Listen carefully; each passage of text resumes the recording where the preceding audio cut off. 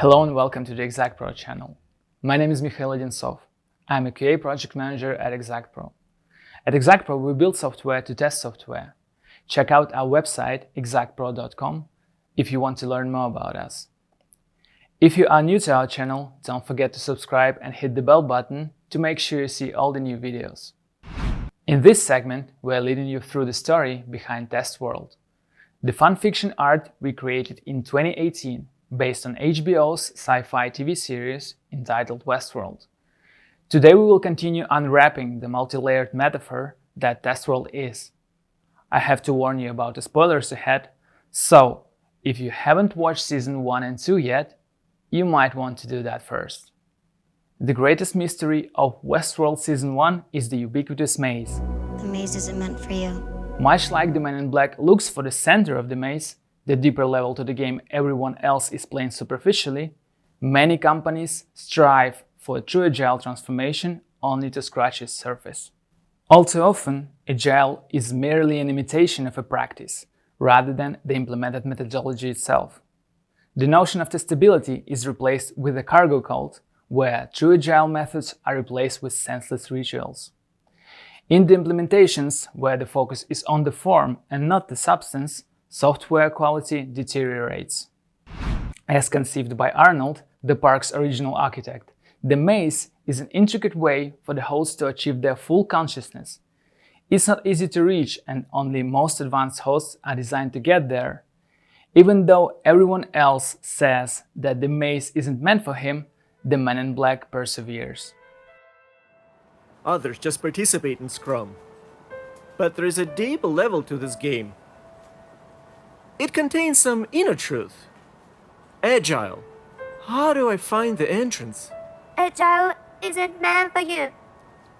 Our man in black strives to find Agile, but he's forcing it too much. It's not that he can't physically achieve an Agile implementation, it's that he lacks the understanding of what exactly that implementation involves. So he goes all around looking for answers, until he thinks he's found just the right person. He decides to learn from the best. Lee Sizemore runs the narrative and design of Westworld. A lot of his narrative featured dark themes.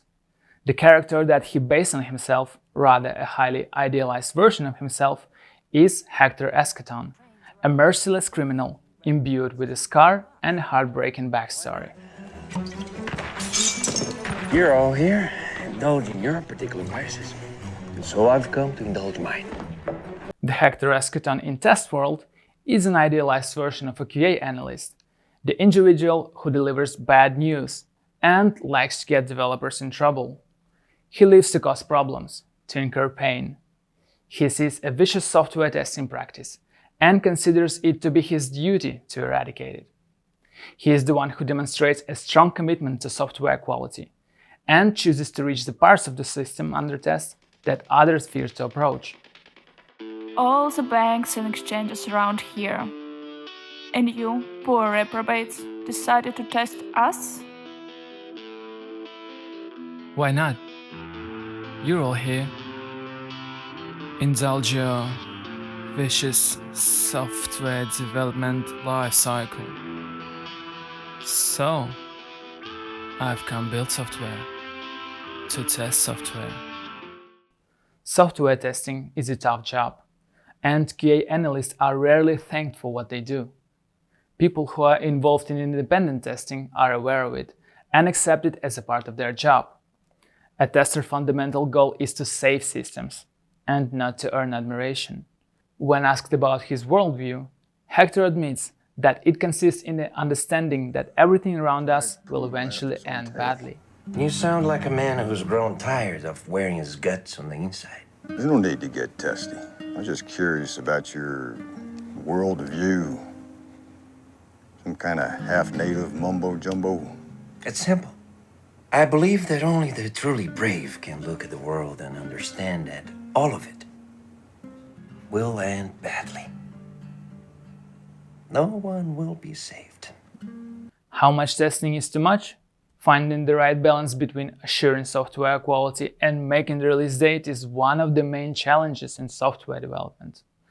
Since a project doesn't make any profit unless it gets to production, clients may urge us to reduce the testing time or the size of the team. At the opposite extreme, sometimes QA analysts become overzealous and stop seeing beyond the issues in the system under test. Our scene starts with the man in black asking Hector whether he's ever questioned the nature of his reality. He's confused and keeps failing to see the exact line between what's deficient and what's excessive testing. Can we finally go live now? No, this software is as doomed as ever. But we need to release it into production. I don't believe we finished the testing yet. No, you have not. Why are you always raising so many defects and so much noise during your testing? The main goal of a software tester is to reveal the well-hidden cracks in the system and provide objective feedback, including negative feedback, on the quality of the product. They say testing creates too much noise. Well, the information collected from defect descriptions and logs is far from being white noise. It's a source of valuable insight into one's system. And if it seems overwhelming, that may just indicate how low quality the system under test is, and how much room for improvement there still is. At some point, Hector snaps at his cellmate. We included this as a lesson to software testers to show that, regardless of the situation, the time constraints, and one's own mood, the communication should always be kept professional. You sound like a man who's grown tired of wearing his guts on the inside. There is no need to get testy. I'm just curious about your worldview. Some kind of software testing mambo-jumbo? It's simple. I believe that only the truly brave can look at a software and understand that it will end badly.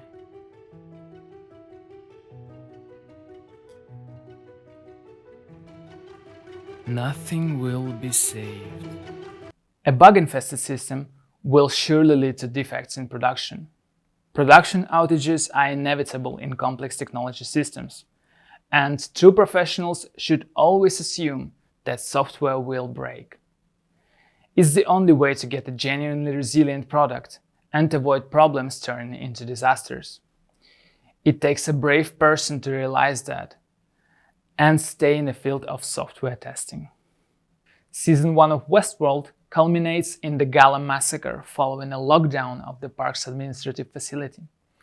Now fully sentient, some of the hosts have united against the human guests and the staff, and it's not looking good.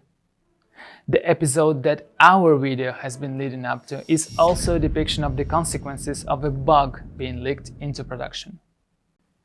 This truly tragic outcome may have been caused by something called fake testing.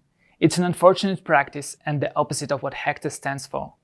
We will focus on fake testing in the next video. This concludes today's episode. Stay tuned for the next version of Test World Reboot segment coming soon. If you have any thoughts on the issues I've covered today, do let us know in the comments. Feel free to give us a thumbs up if you liked the video, subscribe to the Exactpro channel, remember to hit the bell button to be the first to see the new content. You can also follow us on social media to stay on top of all the updates. See you soon.